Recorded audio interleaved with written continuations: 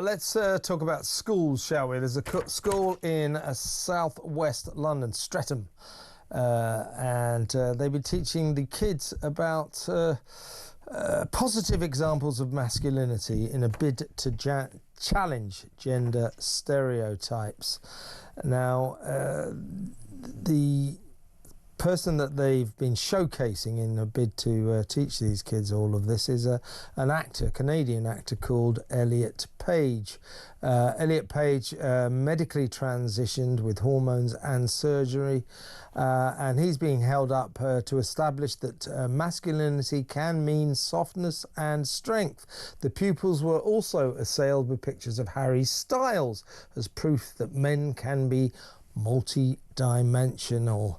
Now, the head teacher, Sarah Wardlaw, says it is important to teach pupils about harmful stereotypes about masculinity. Undoing the deeply ingrained gender stereotypes in our society takes time. We have seen a significant improvement in children's awareness of key issues surrounding gender equality. They know how to use their voice to advocate for others. Some of them are 5 years old.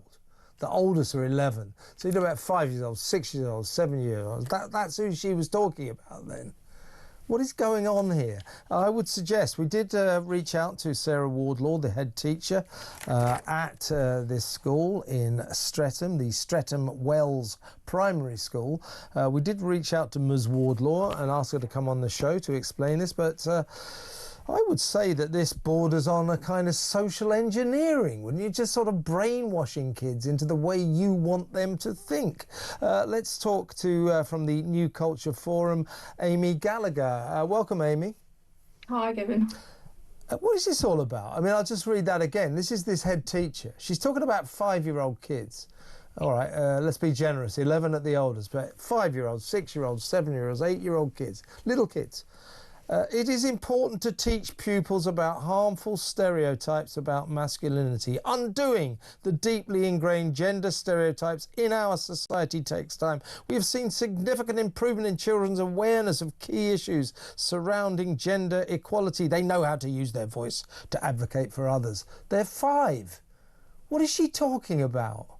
I know, the wonderful thing about young children is that they often haven't developed stereotypes. They don't make these kind of judgments. It's not until they get older that they do. So you're getting children to unlearn stereotypes that they haven't even developed yet. I mean, I don't think children of this age should be being taught about gender or stereotypes because they're complex concepts. It's difficult for young children to understand. I'd even be hesitant about teaching secondary school children these issues because our school system is so politicised, and this is a great example of it because they've tried to do something good, but actually they've ended up pushing in ideology and very harmful ideas about transgenderism and masculinity, I would say.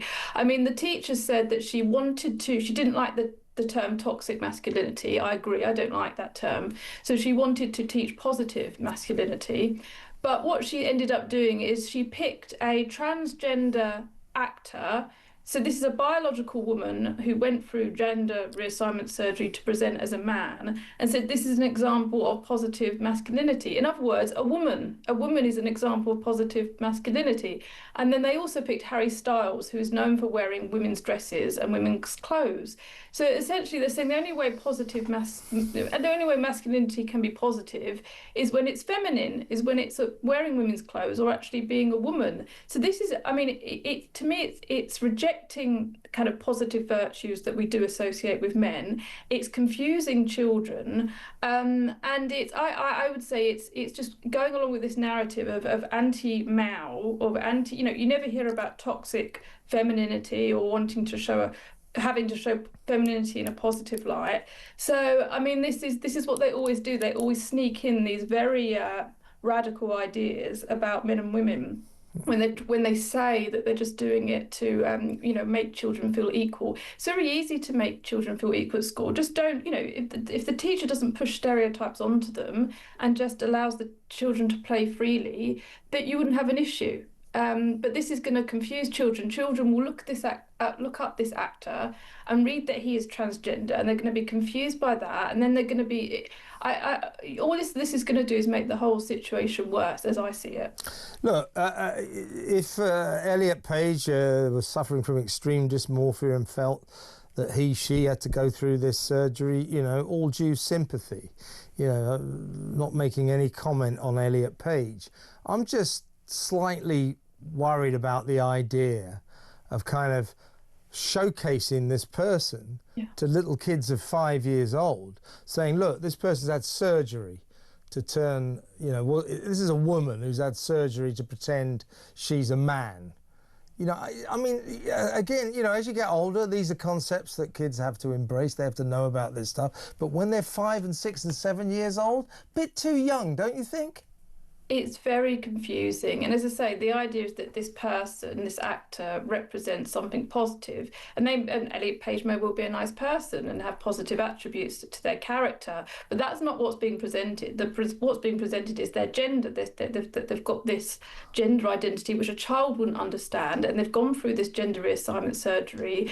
And that's somehow positive. I mean, as you said, this person's gone through a lot. They've had mental illness. Although we would have sympathy for that person, we wouldn't say that's a good thing. You know, it's not you don't want to have to go through a surgery and in order to rectify your kind of mental illness.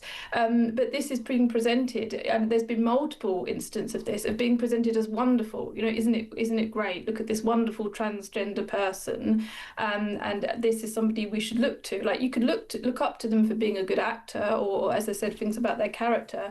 But this issue of them having had gender reassignment surgery, it feels very odd to me that any kind of value would be attached to that would be seen as good, you know, or bad. Actually, it's you know, something that a child wouldn't even understand.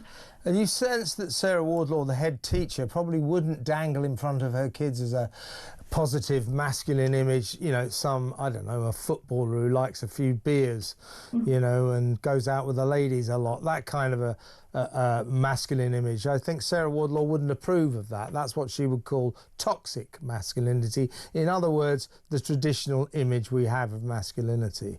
But what worries me about this, Amy, is this borders on social engineering. It's certainly brainwashing kids, isn't it? Yeah, it's very dangerous. I worry about young boys in particular because most primary school teachers are female, and we know that there's an increasing amount of single-parent families. So boys being raised without a father. So they're you know, we've got a cohort of young boys who may be genuinely looking for a role model, a male role model, and they're being told that kind of there's something about them, about masculinity, about maybe some aspects of their character that are wrong, and they need to try to change them. I mean, it wasn't long ago. I believe it was 5 or so years ago that the American Psychiatric Association came up with this idea that traditional masculinity was harmful, and they listed traits such as risk-taking and being adventurous, being competitive, and being aggressive, that these were all harmful traits. That's me in trouble, I'll tell you. Oh, indeed. I mean, this is, you know, you see this if you've ever been around young boys, you see that they are very often, usually, very different from young girls, and they are boisterous in a way that often young girls aren't, and we are pathologizing this, and this is what's really worrying me about, you know, what the message is that boys are receiving, that basically they are defective, you know, that there's something wrong with them and they need to be more feminine, they can't just be themselves.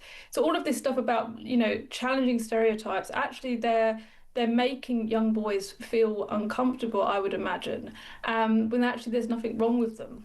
Yeah, it's very worrying what goes on at our schools these days. Listen, Amy, excellent to talk to you as always. Thank you so much for your time.